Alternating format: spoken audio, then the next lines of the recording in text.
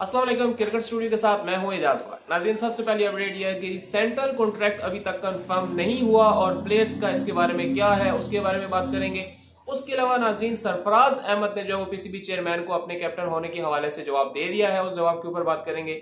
इसके अलावा नाज़रीन, एक इंपॉर्टेंट मैच जो कि आज इंडिया और इंग्लैंड के दरमियान खेला जाएगा, आज कौन सी टीम जो है वो टूर्नामेंट से बाहर होने जा रही है, इसके बारे में बात करेंगे। और लास्ट में बात करेंगे कि पाकिस्तान के पास अभी भी चांसेस हैं कि वो सेमीफाइनल तक जो है वो पहुंच सकता है और वो किस तरह से पहुंचेगा इसके ऊपर बात करेंगे। तो नाज़रीन, सबसे पहले बात करते हैं कि जो सेंट्रल कॉन्ट्रैक्ट है प्लेयर्स का, वो अभी तक ऑलमोस्ट जो है वो 6 महीने होने को है।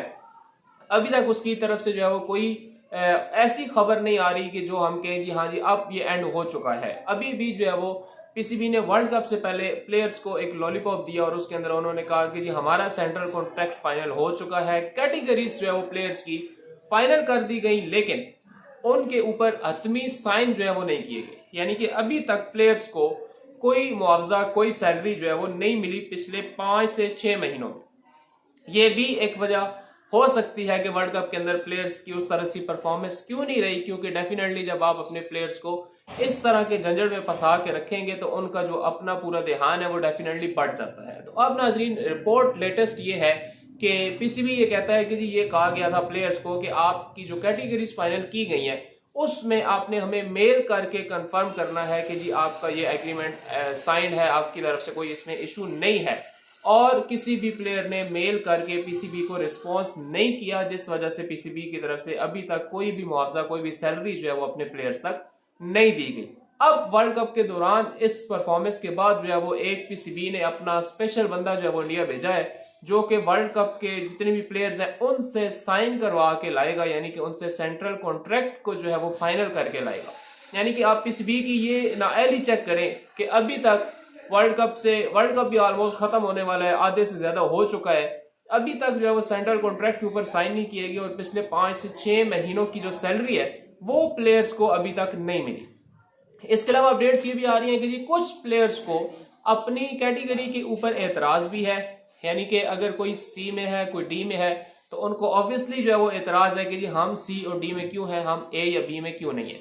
और ए में आपको पता है कि सिर्फ हमारे 3 प्लेयर हैं, मोहम्मद रिजवान है, बाबर आजम है और शहनशाह अफरीदी है, जिसके ऊपर भी कुछ प्लेयर्स का एतराज है कि जी इन्होंने सिर्फ अपना जो है वो देखा है और सिर्फ अपने आप को जो है वो एक अच्छी पोजीशन के ऊपर सेट कर दिया है और बाकी प्लेयर्स को जो है वो नहीं किया। और मेरे ख्याल में ये है भी थोड़ी सी हैरानी की बात कि बहुत पहली बार ऐसे हुआ है कि सिर्फ 3 प्लेयर आपके जो है वो ए कैटेगरी के अंदर है। अगर आपके सिर्फ 3 प्लेयर ए कैटेगरी के अंदर है और आप इवन के इतना नहीं, खुद नहीं समझ रहा पीसीबी कि जी हमारे कोई प्लेयर इतने अच्छे हैं कि हम उनको ए कैटेगरी के अंदर रखें, तो फिर आप उनसे वर्ल्ड कप जीतने की या वर्ल्ड कप में इतनी अच्छी परफॉर्मेंस की उम्मीद कैसे कर सकते हैं। कोई भी मुल्क जब कैटेगरी डिसाइड करता है तो उसका मतलब यही होता है कि उस प्लेयर की, उसकी नजर में, पीसीबी की नजर में या उनके बोर्ड की नजर में कितनी इज्जत है, कितनी जो है वो उनका एक वैल्यू है कि जी प्लेयर हमारे लिए इतना अच्छा हुआ है और इतना अच्छा ये परफॉर्म करता है या कर सकता है। तो ये भी एक एतराज है कि जी कैटेगरीज के ऊपर अभी तक प्लेयर्स को जो है वो इश्यूज हैं, जिस वजह से बी प्लेयर्स ने जो है वो मेल के ऊपर रिस्पॉन्स नहीं किया।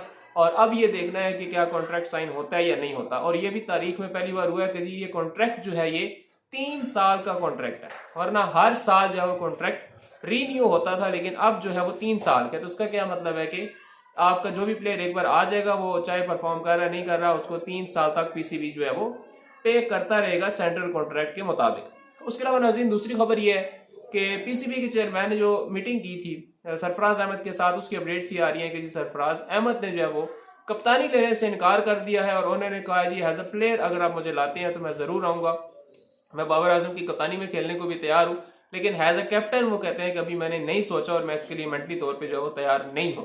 इसके बाद वो अपना फैसला चेंज जरूर कर सकते हैं, लेकिन अभी तक की जो अपडेट्स हैं वो कैप्टन जो है वो बनने को तैयार नहीं है। और इसकी भी रीजन यही है क्योंकि उनको पता है कि हमारी टीम हर वर्ल्ड कप के बाद काफी क्लैशेस का और काफी जो है वो ग्रुप्स का शिकार हो जाती है। तो मेरे ख्याल में इस टाइम जो बंदा कप्तानी लेगा डेफिनेटली वो भी अपने कैरियर को जो है वो खतरे में डालेगा। इसके अलावा नाज़रीन, तीसरी खबर बड़ी इंपॉर्टेंट वो ये है कि अब भी पाकिस्तान जो है वो किस सिनेरियो में आके सेमीफाइनल में जा सकता है। तो नाज़रीन, अभी तक पाकिस्तान का जो रास्ता है वो बड़ा क्लियर है एक लिहाज से कि अगर न्यूजीलैंड की जो टीम है वो ऑलमोस्ट अपने छोटे मैचेस सारे खेल चुकी है और उसके आगे जो मैचेस हैं वो बड़े मैचेस है। न्यूजीलैंड का एक मैच अफ्रीका के साथ है, न्यूजीलैंड का दूसरा मैच जो है वो पाकिस्तान के साथ है और तीसरा जो है कोई भी उनका बड़ा मैच है।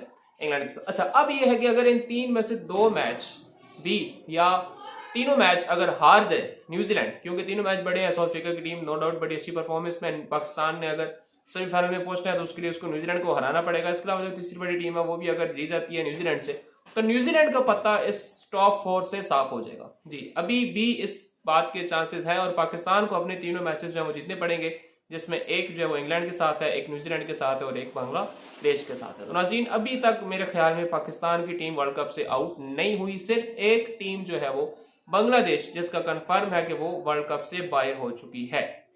उसके अलावा आज दूसरी टीम इंग्लैंड, जो कि अगर इंडिया से हार जाती है तो इस सूरत में इंग्लैंड वो दूसरी टीम होगी जो इस वर्ल्ड कप से, इस टूर्नामेंट से बाहर हो जाएगी। आज उनका मैच भी इंडिया के साथ है जो कि दूसरे नंबर पे है और इंडिया नो डाउट एक बड़ी अच्छी फॉर्म में है और इंग्लैंड की अभी तक इस वर्ल्ड कप के अंदर कोई परफॉर्मेंस नजर नहीं आई।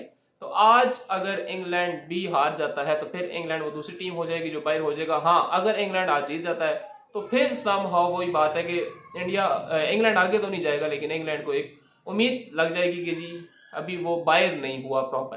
तो ये थी नाज़रीन अभी तक की अपडेट्स। अगर हमारे चैनल के ऊपर नए है तो हमारे चैनल को सब्सक्राइब करें। बहुत जल्द मिलेंगे इंशाल्लाह अपनी अगली वीडियो के साथ, तब तक के लिए अल्लाह हाफिज़।